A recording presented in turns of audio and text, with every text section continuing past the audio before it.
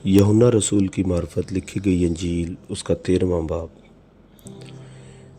ईद फसह से पहले जब यीशु ने जान लिया कि मेरा वो वक्त आ पहुंचा कि दुनिया से रुखसत होकर बाप के पास जाऊं, तो अपने उन लोगों से जो दुनिया में थे जैसी मोहब्बत रखता था आखिर तक मोहब्बत रखता रहा।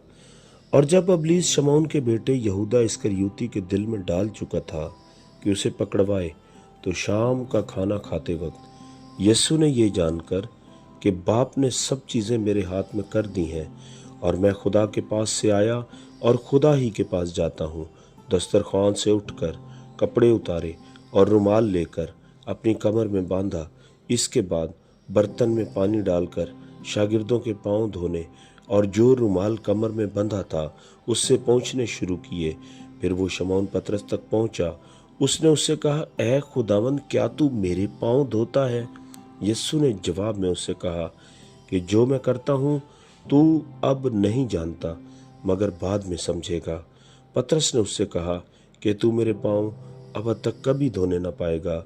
यीशु ने उससे जवाब दिया कि अगर मैं तुझे ना धोऊं तो तू मेरे साथ शरीक नहीं। शमौन पतरस ने उससे कहा, ऐ खुदावंद, सिर्फ मेरे पांव ही नहीं बल्कि हाथ और सर भी धो दे। यीशु ने उससे कहा, जो नहा चुका है उसको पांव के सिवा और कुछ धोने की हाजत नहीं, बल्कि सरासर पाक है। और तुम पाक हो, लेकिन सब के सब नहीं। चूंकि वो अपने पकड़वाने वाले को जानता था, इसलिए उसने कहा, तुम सब पाक नहीं हो। बस जब वो उनके पांव धो चुका और अपने कपड़े पहनकर फिर बैठ गया, तो उनसे कहा, क्या तुम जानते हो कि मैंने तुम्हारे साथ क्या किया? तुम मुझे उस्ताद और खुदावंद कहते हो और खूब कहते हो, क्योंकि मैं हूँ। बस जब मुझ खुदावंद और उस्ताद ने तुम्हारे पांव धोए, तो तुम पर भी फर्ज है कि एक दूसरे के पांव धोया करो, क्योंकि मैंने तुमको एक नमूना दिखाया है कि जैसा मैंने तुम्हारे साथ किया है तुम भी किया करो। मैं तुमसे सच कहता हूँ कि नौकर अपने मालिक से बड़ा नहीं होता और ना भेजा हुआ अपने भेजने वाले से। अगर तुम इन बातों को जानते हो तो मुबारक हो, बशर्ते कि उन पर अमल भी करो। मैं तुम सब की बाबत नहीं कहता, जिनको मैंने चुना उन्हें मैं जानता हूँ, लेकिन ये इसलिए है कि ये नविश्ता पूरा हो कि जो मेरी रोटी खाता है उसने मुझ पर लात उठाई। अब मैं उसके होने से पहले तुमको जिताए देता हूँ, ताकि जब हो जाए तो तुम ईमान लाओ कि मैं वही हूँ। मैं तुमसे सच कहता हूँ कि जो मेरे भेजे हुए को कबूल करता है वो मुझे कबूल करता है, और जो मुझे कबूल करता है वो मेरे भेजने वाले को कबूल करता है। ये बातें कहकर यीशु अपने दिल में घबराया और ये गवाही दी कि मैं तुमसे सच कहता हूँ कि तुम में से एक शख्स मुझे पकड़वाएगा। शागिर्द शुबा करके कि वो किसकी निस्बत कहता है, एक दूसरे को देखने लगे। उसके शागिर्दों में से एक शख्स जिससे यीशु मोहब्बत रखता था, यीशु के सीने की तरफ झुका हुआ खाना खाने बैठा था। बस शमौन पतरस ने उससे इशारा करके कहा कि बता तो वो किसकी निस्बत कहता है। उसने उसी तरह यीशु की छाती का सहारा लेकर कहा, ऐ खुदावंद, वो कौन है?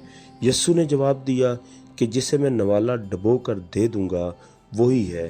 फिर उसने नवाला डबोया और लेकर शमौन इस्करियोती के बेटे यहूदा को दे दिया, और इस नवाला के बाद शैतान उसमें समा गया।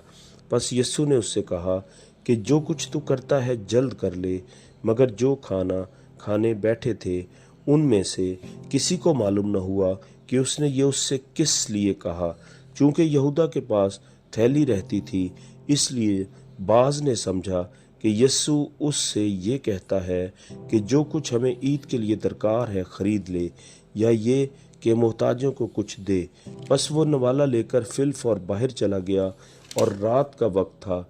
जब वो बाहर चला गया तो यीशु ने कहा कि अब इब्ने आदम ने जलाल पाया और खुदा ने उसमें जलाल पाया, और खुदा भी उसे अपने में जलाल देगा, बल्कि उसे फिलफौर जलाल देगा।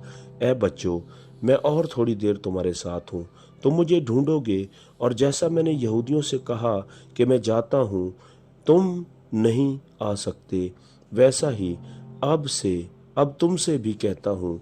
मैं तुम्हें एक नया हुक्म देता हूँ कि एक दूसरे से मोहब्बत रखो, कि जैसे मैंने तुमसे मोहब्बत रखी तुम भी एक दूसरे से मोहब्बत रखो।